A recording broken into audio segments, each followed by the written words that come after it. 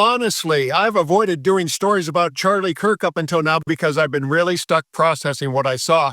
But coming up next, I'll share a breaking story that I do feel comfortable sharing and commenting on, and that is Donald Trump's weaponization of Kirk's assassination. Let's begin with my processing of the awful event. I cannot put into words my reaction to seeing a man instantly bleed out as a result of such a violent act.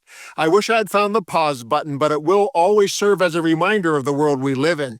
And as a political commentator who rubs many people the wrong way each day, it gives me pause.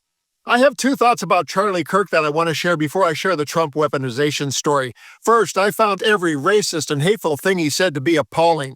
But 2 young children are without a father today, and that would sadden me for any family.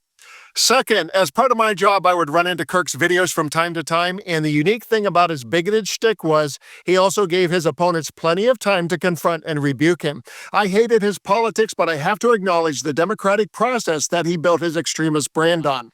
So those are my gut feelings at this moment in time. If yours are different, I invite you to share them below. Meanwhile, let's jump into our featured story. Let's begin with a piece by The Atlantic that uses the word exploit to describe Trump's opportunistic approach to Kirk's murder. And on the other side, we'll take it to DEFCON 1 with a bombshell report of weaponization. Trump's dangerous response to the Kirk assassination. Rather than condemning violence and calling for unity, the President of the United States accused his political opposition of being accessories to murder. By Jonathan Chait.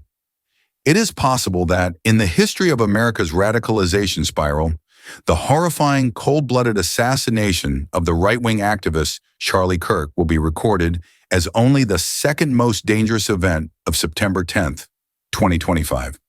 If so, the more significant development will instead have been the speech that evening by President Donald Trump.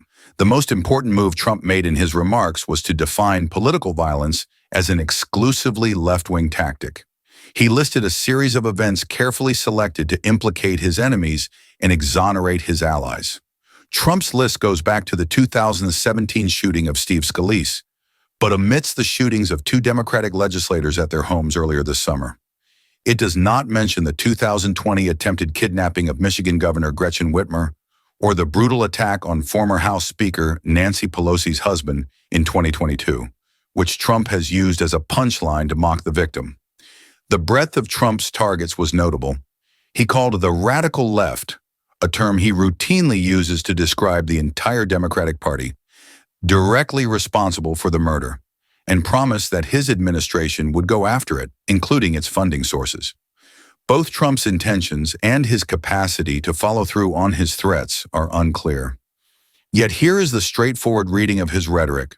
The President of the United States is treating the political opposition as accessories to murder and threatening to use the full power of the government to attack it. Those were just a few paragraphs. For the full story, please visit theatlantic.com. And let's continue with this chilling theme with what's about to come through the Intercept article by Natasha Leonard entitled, "Nothing Will Stop Trump from Weaponizing Charlie Kirk's Killing to Attack the Left." Here's the highlights. The Trump administration is a weaponization machine. It will transform all manner of things into an ideological arsenal to use against its opposition.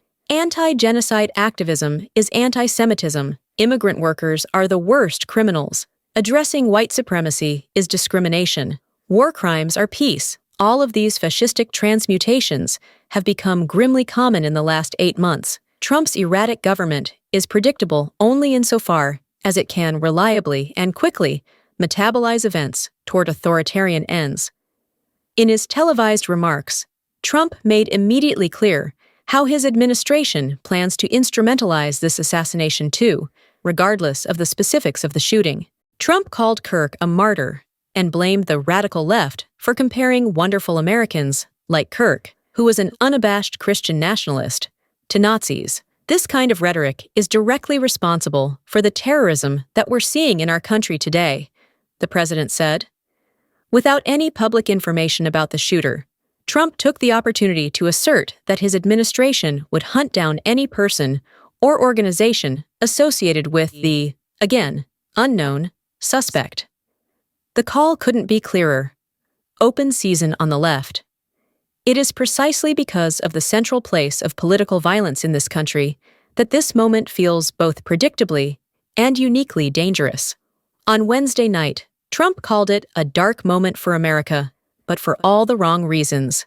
This is no time for whitewashing the memory of a man who did more than perhaps anyone in his generation to recruit young people into the inherently violent cause of white nationalism.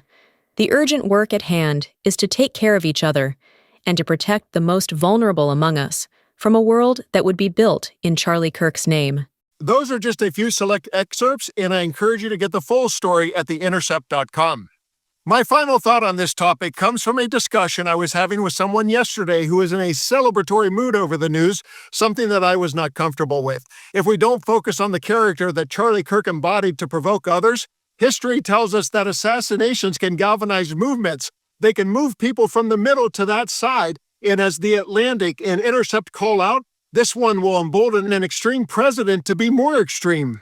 This tragedy is not the win that some people think it is.